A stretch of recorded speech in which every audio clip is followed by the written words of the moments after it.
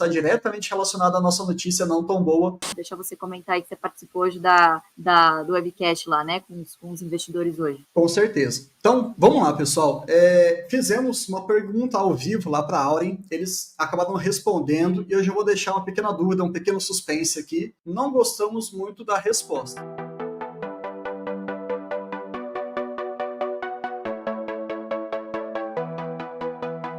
Muito bem, pessoal, agora sim estamos no link correto. Pedimos desculpas por erros técnicos, isso acontece ao vivo, é assim mesmo, mas estamos eu aqui, Bruno Oliveira e Luiz Ibarce, para poder conversar com vocês hoje sobre um pequeno en passant, digamos assim, da temporada de balanços, e hoje a gente vai começar com a Auren, combinado, pessoal? Queria hoje dar, pelo menos para vocês, uma boa tarde. Eu sei que o horário está um pouquinho diferente, mas a ideia aqui é destrinchar com vocês o balanço da Auren e depois a Lu vai trazer um conteúdo exclusivo, porém aberto nesse momento, para todo mundo em relação à percepção que ela teve já lá no Auren Day. Aconteceu há um tempinho já, tem um pouquinho mais de um mês, mas vários insights somando essas duas visões, esses dois eventos. Certamente a gente vai ter muito conteúdo para poder discutir aqui com vocês, tá bom? Lu, como é que você está hoje? Tudo bem, Brunão? Obrigada aí pelo convite, pessoal. Surpresa, apareci por aqui, né? O Brunão que coordena aí, obviamente, a nossa área de research, a nossa área de análise por aqui, mas vim dar alguns pitacos aí. Dificilmente a gente discorda de algumas coisas, mas trazer talvez uma segunda opinião, aí alguns comentários aí sobre não só a Auren, né? Depois a gente pode fazer um pupurri também de outros assuntos, de outras empresas aí, que essa semana está bem movimentada lá para o pessoal do AGF+. Mas, enfim, acho que foi um resultado muito bom em linhas gerais, né? Deixa você comentar aí que você participou hoje do webcast lá, né? Com os investidores hoje. Com certeza. Então, vamos lá, pessoal. Fizemos uma pergunta ao vivo lá para a Auren, eles acabaram respondendo e hoje eu vou deixar uma pequena dúvida, um pequeno suspense aqui. Não gostamos muito da resposta, mas isso significa que ela deixou de ser uma empresa com características previdenciárias? De jeito nenhum. E também lembrar que nada cresce em linha reta. Nada vai ser sempre perfeito, mil maravilhas. Mas tem enrolação, vamos trazer aqui os principais destaques da empresa. Tá? Quando a gente pensa na Auren, a gente tem que tomar muito cuidado, principalmente por ela ser uma geradora que tem um braço operacional, a mais ali de receita, que é a comercialização. Então ela compra e vende essa energia no mercado e ela vai conseguindo fazer ali um movimento de lucro. Compra barato, vende mais caro, fecha alguns contratos e por aí vai. E tem o braço puramente de geradora, e aí sim a gente está falando das principais fontes. Hidrelétrica, a grande maioria, eólica, que tem alguns pontos interessantes para a gente poder discutir, e também a parte da solar, que está ainda engatinhando, mas tem alguns projetos ali bem mais robustos daqui a alguns meses, para os próximos trimestres também. Então, em linhas gerais, o que a gente teve? Quando a gente pensa em geração de caixa, ou uma métrica que possa representar isso de uma maneira um pouquinho mais fiel, a gente pode pensar no EBITDA. E olhando o EBITDA da Auren, nós tivemos um bom resultado, um crescimento de 33%. A gente fala, pô, caramba, né? Então, aparentemente, as coisas estão caminhando super bem. Quando a gente olha em relação a cada uma daquelas linhas, em relação das suas fontes, da sua matriz de geração, a gente tem a hidrelétrica, que acabou tendo ali um pequeno solavanco, né? Ficou um pouquinho abaixo de 2023, mas isso muito em função do padrão de chuvas. Não tem jeito, pessoal, a gente está falando de recursos que são naturais e dependendo de como a empresa, aonde ela está alocando os seus ativos, ela vai ser beneficiada ou, em algum momento, prejudicada. Aí entra aquela gestão mais ativa para você mitigar esses momentos ruins e potencializar quando as coisas estiverem muito bem. A geração hidrelétrica, a gente teve ali uma pequena redução do padrão de chuvas, mas está tudo certo. O que pesou mais para a Auren, e a gente viu isso também, para quem acompanhou, o balanço da AES Brasil, vento. Geração eólica foi um negócio complicado. Além dos ventos terem sido, acontecerem ao longo do dia, um período menor, também teve uma intensidade mais fraca. Então, foram dois fatores que jogaram isso para baixo, e acabou trazendo uma redução ali de 22% na sua geração consolidada. Aí, né, fica aqui uma pequena provocação intelectual, que sempre é legal a gente poder estudar e aprender. Dá uma olhadinha como é que a AES Brasil se comportou em relação a esse impacto. E depois você dá uma olhadinha em relação à Auren. A gente aprende muito por comparação. Tudo bem que são ativos de tamanhos diferentes, em locais diferentes, mas você começa a ver o impacto, a exposição de cada uma delas em relação a essas oscilações. A solar, eu não vou me estender muito não, porque ainda representa uma coisa muito, muito ínfima no balanço. E agora a gente pode falar da comercialização. Essa sim teve um aumento interessante durante o primeiro trimestre de 2024 em relação ao ano passado, e a gente está conseguindo fechar preços interessantes na casa de 150, 160 reais. Quem estava vendo os últimos preços sabe que não está longe de ser muito bom, mas a gente está começando a esboçar uma melhora cada vez mais para os anos para frente, 2026 e 2027. E também tivemos aqui, só para a gente fechar esse início aqui, o crescimento Greenfield. Só para diferenciar rapidamente, Greenfield, aquele campo verde, bonitinho, sem nada em cima. Então, a Auren chega ali e vai fazer toda a construção do zero. E aqui a gente está falando basicamente dos seus complexos solares, das suas unidades de energia solar, fotovoltaica. Ela entregou o sol do Piauí e também agora está avançando muito com o sol de Jaíba, que tende a ter um resultado muito maior. Mais para frente, a gente vai se beneficiar em relação a isso. E ela deixou ali um pouquinho do crescimento brownfield um pouco solto durante a apresentação, que na nossa percepção, eles não negaram completamente o interesse em AES Brasil. Isso está diretamente relacionado à nossa notícia não tão boa sobre a política de dividendos, mas um pouquinho lá na frente a gente vai falar com vocês. Quando a gente pensa aqui em relação à comercialização, eu acho que é um passo importante para você diferenciar, porque ela acaba às vezes até atrapalhando um pouco o entendimento do investidor, mas ela ajuda na resiliência do negócio. A comercialização não vai depender tanto ali desses fatores climáticos. Vai ter interferência indireta? Claro que vai. Mas você olhando como é que ela está se comportando, e ela é a maior comercializadora do país, isso tende a trazer resultados muito sinérgicos para o negócio como um todo. Como que a gente pode avaliar isso? Bruno, como é que está o nível de contratação do portfólio? Quanto mais o portfólio está contratado, mais engessada a empresa está para comercializar, para comprar e vender. Concorda mais ou menos com isso? Então, talvez não seja tão interessante ficar 100% contratado. E é exatamente isso que a Auren faz. A Engie também falou lá no nosso bate-papo OGF do mês passado, eles também falaram sobre essa gestão ativa. De todo modo, vamos passar aqui em relação para a gente fechar o desempenho operacional, a gente fecha o desempenho financeiro, e aí a gente vai perguntar para a Lu qual foi a percepção dela sobre esses balanços e também vai pedir para ela falar um pouquinho sobre o Auren Day. Se você for olhar um indicador, são vários, né? A gente nunca olha indicador individualizado. Você quer observar a sua empresa em relação ao desempenho da geração hidrelétrica? Dá uma olhadinha na disponibilidade. Como assim, Bruno? Tem como a gente avaliar a disponibilidade do sistema inteiro, do sistema nacional, através da ANEEL. E para esse trimestre foi de 92%. Então, beleza. Então, será que a Auren está acima da média ou abaixo da média? E aí, já olha o resultado, ela está 97% de disponibilidade. Ponto positivo, gostamos disso, perfeito. E o eólico, como a gente falou, redução do recurso eólico, que é o vento, acabou trazendo ali um impacto negativo. Então, foi tão negativo que, historicamente, todo o primeiro trimestre acaba tendo um resultado mais baixinho em relação aos outros 3 tris do ano. Além de ser o período historicamente mais fraco, também tivemos esse efeito aí climático.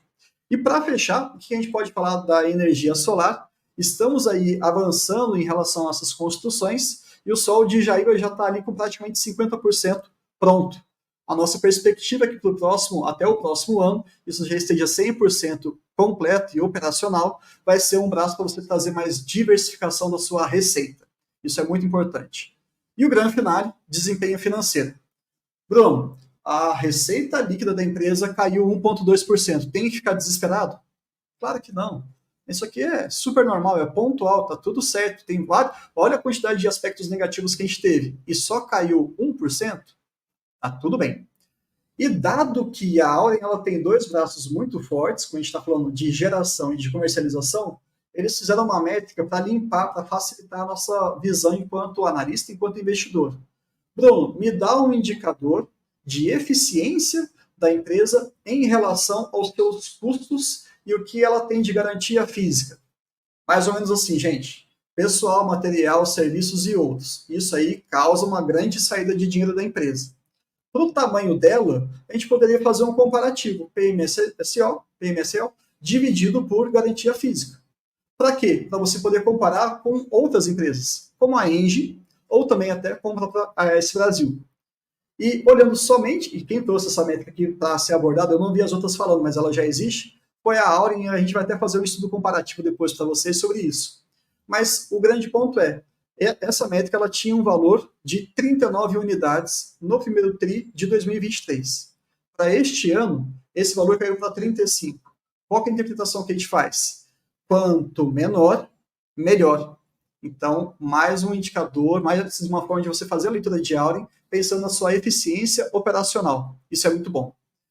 A alavancagem acabou aumentando um pouquinho para 1,9, mas, sinceramente, a gente está falando de geração de energia e ainda está muito baixo. Estava 1,6, foi para 1,9, tem fôlego, tem caixa. Salvo engano, eles conseguem pagar todas as dívidas até 2029, ou praticamente tudo.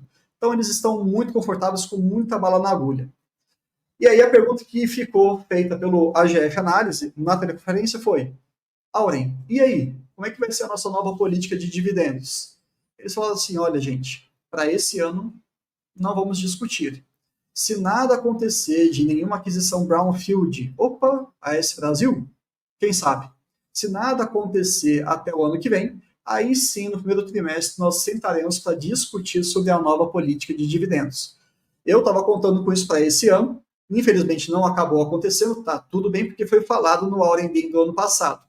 Mas vida que segue, tá tudo certo, a empresa mantém seus fundamentos.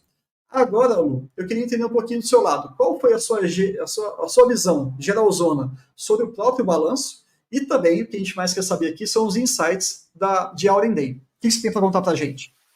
Legal, legal, Brunão. Acho que sim, vou repetir algumas coisas, né? Mas talvez trazer uma visão um pouco diferente, né? Porque já tendo sentado, não da Auren especificamente, mas já tendo sentado em conselho de administração, enfim, estando do outro lado da moeda, né?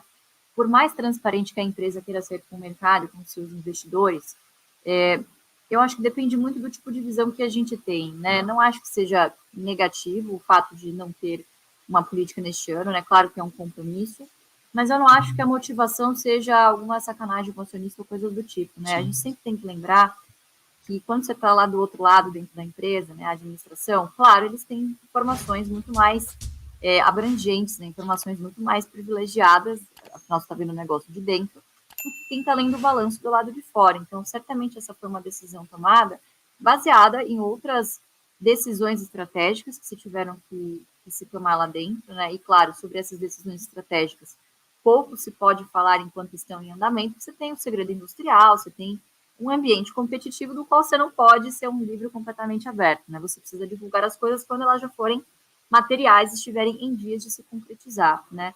Então, eles já foram muito vocais em exprimir esse desejo, né? Não tocaram, não citaram no nome da ES Brasil especificamente, mas foram muito vocais em dizerem que sim, um dos objetivos, né? Enfim, tem um caixa robusto, estão procurando diversificação, né? E diversificação de matriz energética foi uma pauta importantíssima em todas as empresas de geração de energia, né? E, inclusive, pessoal, mandar um grande abraço para todos, mandar minhas orações aí para o pessoal do Sul, Sim. porque vou tocar justamente nesse assunto, né? Eventos climáticos críticos como esses estão cada vez mais comuns, né? Então, esse trimestre foi muito difícil, como a gente pôde ver em todas as geradoras que já divulgaram, né? Então, especialmente a S Brasil, né? Uma coisa em comum entre as duas, né? Enfim, você vê a eólica também sofrendo bastante, né? Com a velocidade média dos ventos deixando um pouco a desejar. Mas, enfim, essa mitigação do risco hidrológico, ela é necessária. Agora, um dos pontos que tocaram bastante lá no Auren Day foi justamente essa, né? Claro, a gente está mitigando um problema, mas outros vão aparecendo no meio do caminho e a gente vai tentando ajustar ali em termos regulatórios, né? Então, não só a Priscila, que é a diretora jurídica de lá, tocou muito nesse ponto, né, das discussões regulatórias importantes, dos milestones regulatórios que a gente está discutindo hoje, que são decisivos aí para as próximas decisões de investimentos aí do setor, né? Então, no Auren Day me chamou bastante atenção o protagonismo que eles deram para essa questão das mudanças climáticas e da importância da diversificação, né, da matriz energética. Falou-se muito, obviamente, sobre o preço de mercado. A gente tem uma dicotomia muito interessante, né? Quer dizer, nós somos um dos maiores assim, maiores referências em produção de energia renovável no mundo, claramente, né? Existe uma sobreoferta, então por isso que o preço de mercado, que a gente chama de PLD, ela está há algum tempo já negociando muito próximo ali, né, à mínima regulatória, e mesmo assim a gente tem uma das energias na ponta ao consumidor cada vez mais cara, né? Quer dizer, você tem uma coisa meio doida para quem é economista, né? Porque a gente sempre diz, se tem mais oferta do que demanda, o preço tende a cair. Não é o que tem se concretizado no mercado, né? Muito por essas discussões regulatórias importantes que estão acontecendo, né? Então, os encargos do setor são extremamente pesados e não deixam com que essa variação de preço chegue ao mercado consumidor, né? Por outro lado, você começa a ver um comportamento de que, e a grande aposta da Auren é, olha, os preços eles não vão ficar lá embaixo para sempre. Nós acabamos adotando um modelo que vai ser cada vez mais imprevisível, difícil de se prever os ciclos. Então, virou um negócio cíclico, quer dizer, esse preço não vai ficar baixo para sempre. E quando as empresas, né, quando os consumidores livres começarem a perceber, opa, o preço está começando a dar sinais de que vai aumentar, a gente começa a ver uma demanda muito maior na parte de comercialização, né? Que foi acredito que essa é uma das grandes diferenças, talvez, entre a S Brasil e a Auren, né? E a importância que a comercializadora tem na estratégia da companhia, né? Então, o fato de ser uma das maiores trading, se não a maior trading de energia do país, a capilaridade, e aqui também é muito importante você ter escala, né? Então, também anunciaram na época aquela parceria com a Vivo, né? Para você chegar naqueles pequenos consumidores que a Auren ainda não conseguia atingir, para dar capilaridade. Então, o que a gente vai começar a assistir é um cenário hídrico cada vez mais difícil, vamos dizer assim, né? A gente teve um período bastante recessivo agora nesse primeiro trimestre, e quem tiver ali uma matriz, claro, bastante mitigada ali no hídrico, acho que vai estar um pouquinho melhor, com foco também na comercializadora, né? Ainda na parte regulatória, me chamou muito a atenção um tema que eu ainda não tinha estudado e que eu pretendo escrever. Estou devendo uns insights aí para o pessoal lá do AGF+, né? Mas eles falaram muito sobre a questão dos leilões de reserva de capacidade. Então, quer dizer, claro, a hídrica ela tem os seus riscos hidrológicos, mas ela não vai deixar de ser importante na matriz energética brasileira. E acho que foi uma das primeiras empresas que eu ouvi dizendo sobre isso, né? Enquanto existe essa corrida às eólicas, corrida à solar, eles ainda se interessam pela matriz hídrica. E o que é esse leilão de reserva de capacidade? Nada mais é do que uma licitação que é feita pelo regulador lá do setor elétrico, na qual são contratadas usinas específicas de geração de energia para disponibilizarem uma quantia ali X de capacidade de geração em um determinado período. Por que é isso importante? Conforme a gente vai mitigando a nossa matriz, que cada vez está mais pautada em plantas solares, em plantas eólicas, você coloca para dentro do sistema integrado a intermitência. Então, você não controla os ventos. Né? Por mais que a lógica diga que, poxa, enquanto não chove aqui, venta lá, esse trimestre aconteceu uma coisa diferente. Não choveu aqui e não ventou lá. Né? Então, essa intermitência, quer dizer, a demanda ela continua. Então, se você tem esses picos de oferta, obviamente você cria distorções de preço ao longo do dia, o que abre arbitragem, o que traz grandes problemas. Então, eles estão bastante ligados nessa mudança regulatória, tá? Que são os leilões de reserva de capacidade, que é para justamente você gerar um pouquinho mais nos horários de pico e atender uma demanda intermitente aquilo que a eólica e a solar não conseguirem atender naquele período de pico e não haver essa oscilação constante do preço, né? Então, enfim, houve coisas bastante interessantes, coisas diferentes do que de outras estratégias de outras empresas. Eu acho que eles estão indo muito bem. Eu acho que 2024 vai ser um ano interessante para quem acompanha o setor de energia, especialmente Auren, porque 2022 e 2023 foram anos em que houve muita sujeira contábil, né? Então, os não recorrentes acabaram chamando mais atenção do que a própria eficiência operacional, do que a própria eficiência também financeira. Então, eu acho que 2024 vai ser um ano mais limpo para que o investidor consiga comparar um pouco mais operacionalmente como a Auren, como a AES, né, que são as duas mais comparáveis aí, estão operando, né, e estão em momentos diferentes, né, a AES, enfim, alavancada, né, mais de 5 vezes EBITDA, e você tem uma Auren aí a 1,9, era 1,6, agora foi para 1,9 vezes da líquida EBITDA. Então, apesar de estarem no mesmo setor, elas estão em contextos operacionais, né, muito diferentes, né? Então, acho que agora o investidor vai conseguir comparar um pouquinho melhor, né? E concluindo lá sobre o dividendo, eu acho que é isso, pessoal. Eu acho que quem está do lado de dentro, obviamente, tem informações mais completas para tomar uma decisão, né? De novo, não acho que é mau caratismo ou não querer entregar o que prometeu. Eu acho que, enfim, deve ter muita coisa boa por aí para você não poder se comprometer em um documento, em uma política como acionista de que você vai pagar frequentemente, você não promete aquilo que você não consegue cumprir, né? Então, acho que vão fazer a política sim, mas no momento em que essas estratégias, que a gente ainda não sabe quais são, né, se delinearem e se tornarem públicas para nós, né? Então, em determinados momentos, a gente precisa confiar em quem está lá dentro, né? E por isso a gente sempre bate na tecla, né, Brunão? Conhecer de quem você está se tornando sócio, né? Com E senão, certeza. ter que ficar olhando pelos ombros toda hora, não confiar nos controladores, nos acionistas de referência, né? É uma coisa muito importante. Então, a gente continua confiando bastante na tese aí. Eu acho que foi um trimestre, dadas as circunstâncias difíceis, né? Tanto para a eólica quanto para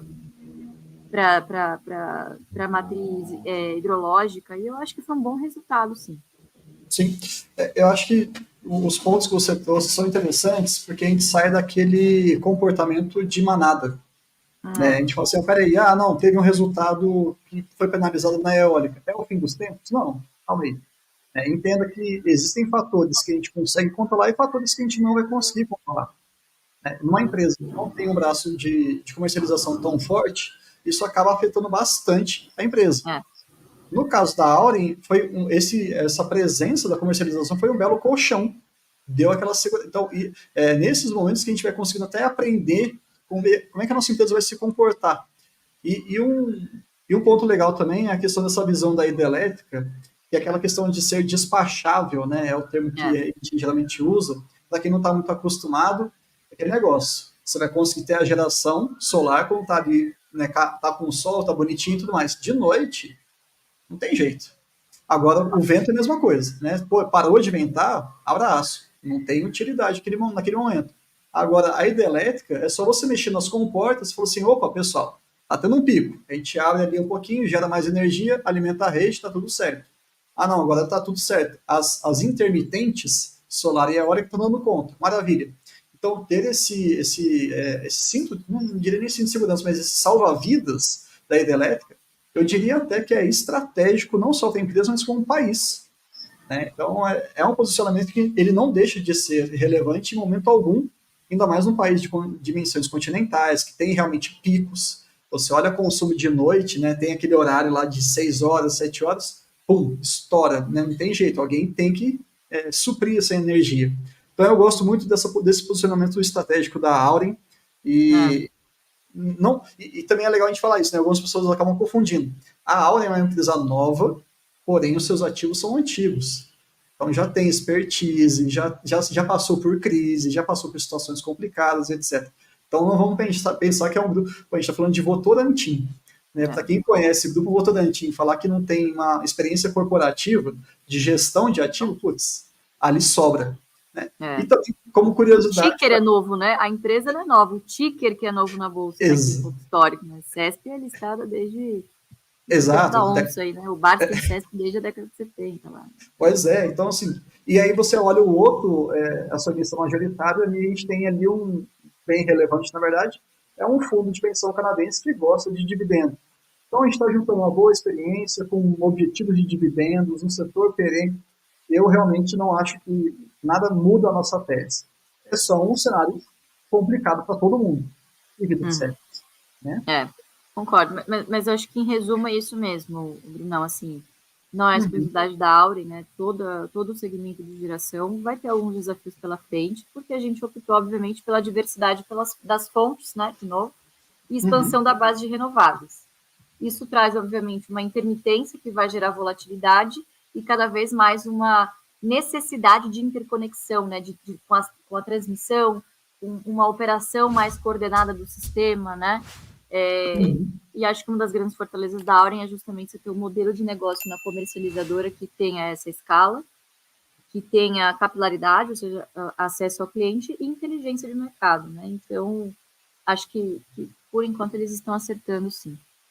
Agora, uma dúvida que me surgiu aqui agora, eu acho que outros investidores também estão pensando. Na sua visão hoje, o que você olharia, não necessariamente apenas a Auren, tá? Mas uma geradora. O que você olharia e falaria assim, putz, não é o fim dos tempos, mas é um ponto de atenção que eu preciso ficar atento. Ou seja, a gente está falando de fortalezas, né? A gente acabou de falar de fortalezas. O que você enxerga, por exemplo, de alguns pontos, só para a gente nortear o nosso estudo futuramente, daquilo que você fala assim, cara, isso aqui está mexendo, está piorando e não pode piorar numa empresa de geração. O que você colocaria? Uma sugestão. Eu acho que as decisões de investimento daqui para frente elas ficam cada vez mais complexas, né? Há 5, 6, 7 anos atrás era muito simples você tomar essa decisão, as TIR, taxa de retorno, né? As taxas de retorno dos investimentos, elas eram muito interessantes nas eólicas, elas eram muito interessantes nas solares, e esse gap ele está fechando, né? Principalmente porque a gente está sempre na trave aí de arrumar essa questão regulatória, né, de como vai ficar a separação da questão da geração distribuída, dos encargos, da separação do custo-fio, enfim. Então, o setor está percebendo que, de fato, evoluímos muito, né, e quando você vê ali na matriz energética brasileira, as que mais evoluíram de longe foram as eólicas e as solares. Então, você tem um saldo ainda muito grande de novas plantas para entrar no sistema subsidiado, né? Então, o gap está fechando, a margem está fechando. Então, o Philip Fisher tem uma frase muito interessante sobre isso, né? Que quando a gente opta por setores de margens gordas, outras pessoas vão estar olhando para fazer parte daquela margem gorda. E quanto mais players fazem parte, né, e atacam esse setor, atacam que eu digo, queiram fazer parte desses, tomar um pouco desses lucros, obviamente que a margem de todo mundo acaba caindo um pouquinho, né? Então, eu uma vez brinquei com o pessoal da Jeff que, porra, planta eólica tá virando a nova paleteria, né? Então, quando você começa a ver esse movimento de manada também das empresas para um único tipo de investimento, né? A gente tem que ficar cada vez mais de olho para ver se essas taxas, se esses novos investimentos em eólicas têm uma taxa de retorno atrativa, né? Então, tudo vai se resumir aí a uma boa alocação de capital, né? Então, acho que foi muito bom, por exemplo, a Auren ter distribuído para seus acionistas, não tendo nada o que fazer, vamos distribuir, né? Porque não dá para ficar brincando com caixa de acionista deixar aqui parado, né? Porque E ali são mais de 3 bilhões, né? Então, mais de 3 bilhões, mais de 3 bilhões. Então, Grande. eu acho que é sempre um ponto de atenção, né, pessoal? Não só nas geradoras, mas em qualquer tipo de empresa, é o que está sendo feito com o nosso dinheiro lá dentro, né? Então, taxa de retorno, claro, isso é sempre muito importante para a taxa de retorno ao acionista, né? Então, eu acho que esse seria o quesito a se observar daqui para frente, né? Eu acho que, enfim, abriu-se um gap muito interessante daqui para frente, de novo, vou tocar nesse assunto, das transmissoras, né? Você colocou os grandes geradores agora lá em cima, no Nordeste, enquanto o centro consumidor vai continuar sendo o Sudeste. Você precisa ligar tudo isso, né? Por mais que haja geração distribuída, também é uma geração intermitente, em que essa estrutura se beneficia de toda a infraestrutura da TUD, a taxa fio da transmissão, a taxa fio da distribuidora, né? Então, existe uma agenda regulatória muito importante também que vai delinear aí os cenários dos próximos investimentos aí daí em diante para o setor de energia.